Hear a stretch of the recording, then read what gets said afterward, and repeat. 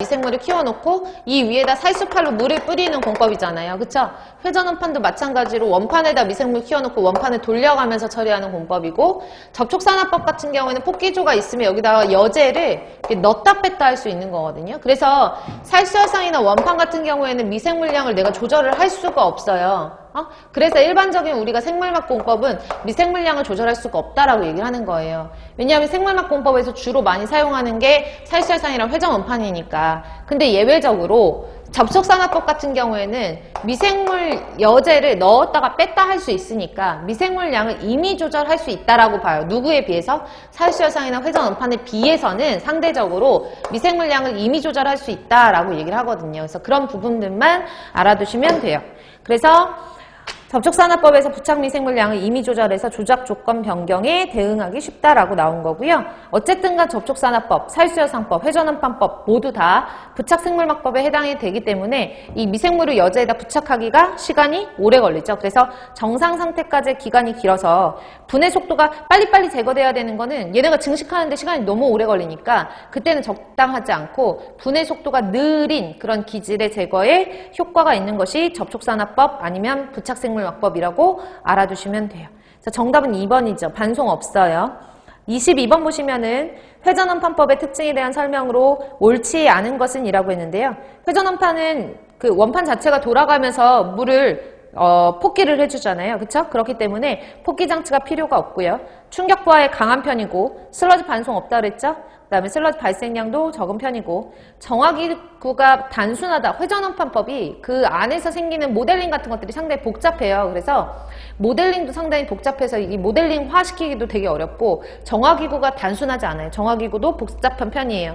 왜냐하면 그 회전원판 자체가 원판에서만 있는 미생물에 의해서만 유기물을 분해하는 것이 아니라 원판 밖에 있는 그런 그 물이 담겨져 있는 통에서도 반응조에서도 부유 증식하는 미생물이 있기 때문에 회전 원판 자체 어떤 정화기구라는 것, 정화기구 자체가 모델링하기도 복잡하고 정화기구 자체도 복잡한 편이라고 생각하시면 되고요.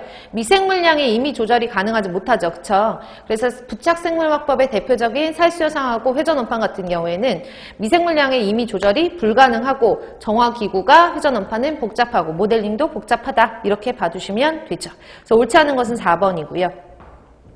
23번으로 갈게요. 살수화상 공법에서 연모타 현상이 일어나는 원인과 가장 거리가 먼 것은? 이라고 했어요. 펀딩 현상이죠.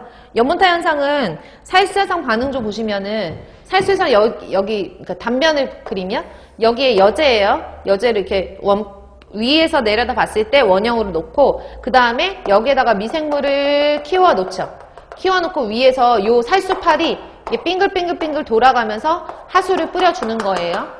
그럼 하수를 뿌려주면 이 하수들 중에 유기물 같은 것들을 미생물들이 먹으면서 증식을 하고 다시 먹이가 공급이 되면 증식을 하고 이런 과정이에요. 근데 이런 과정에서 처리된 물은 아래쪽으로 빠져나가야 되는데 아래쪽으로 빠져나가지 못하게끔 이 여제 공급이 막혀버렸을 때 우리가 물이 고여서 연모타 현상, 연모처럼 변한다라고 해서 폰딩 현상이라고 얘기를 하는 거예요. 그럼 폰딩 현상은 밑으로 물이 빠져나가야 되는 구멍이 막혀서 물이 고인 현상이니까 그것과 관련이 없는 거 찾으시면 돼요.